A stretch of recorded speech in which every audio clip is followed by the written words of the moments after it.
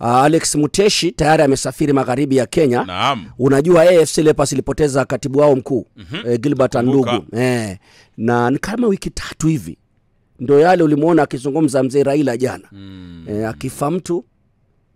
Kumbuka Raila akisema kwamba asikae sana. Kweni kama Waislamu siku moja nini amalizane. Lakini huyo amekaa sana. Sasa mazishi ni kesho. Na amekaa sana hivyo, ulikuwa unasubiri nini? Maka alitolewa akapelekwa Mombasa, ndiko ilikokuwa familia yake na shughuli zake za kibiashara. Amesafirishwa fikiri jana mpaka Kakamega. Mwanangu ni wiki ngapi sasa hivi? Karibia 3. Ni muda mrefu. Ni muda mrefu kwa hakika. Hapo kuna bili pia za mchwari nini. Na familia pia inapata torment. Unajua inafaa watu wapate closure kwamba bwana tushamzika. Na hata hajazikwa na kuna acting tayari SG. Kweli amekaa muda mrefu. Asikutaka kuingia kwa mengi kumuuliza labda kwa nini amekaa. Nimetaka tu kujua utaratibu.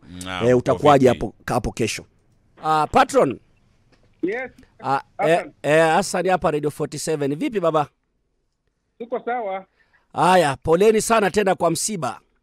Asante, hata ndio mimi nimefika Kakamega. Umefika Kakamega Tueleze utaratibu wa kumzika SG wa Ingwe unakaje na ni wapi? Sasa mwili ulifika mwendo kama saa 6:30 ama saa 7 hapo Kisumu kutoka Mombasa na Jambo Jet.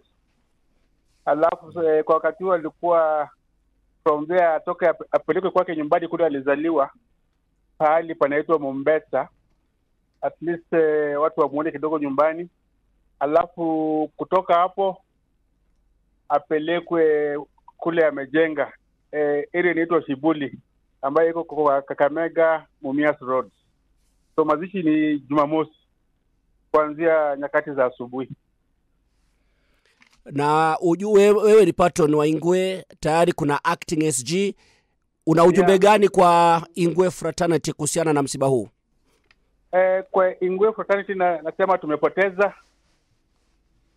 kijana shupavu. Ule alikuwa na maono thabiti kwa timu yetu ya Ingwe, na tunaomba tu Mungu apatie familia nguvu na Ingwe iendelee kusimama, because huyu alikuwa kabisa kijana shupavu kabisa. Haya, pole sana patron na familia nzima ya Ingwe. Nashukuru Hassan. Haya.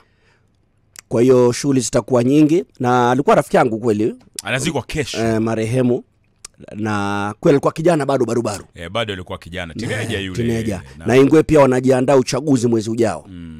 Kuchagua viongozi wapya. Huyu bwana ameniita vizuri hapo. Ameniita kinyumbani kule aliko Kakamega. Hassan.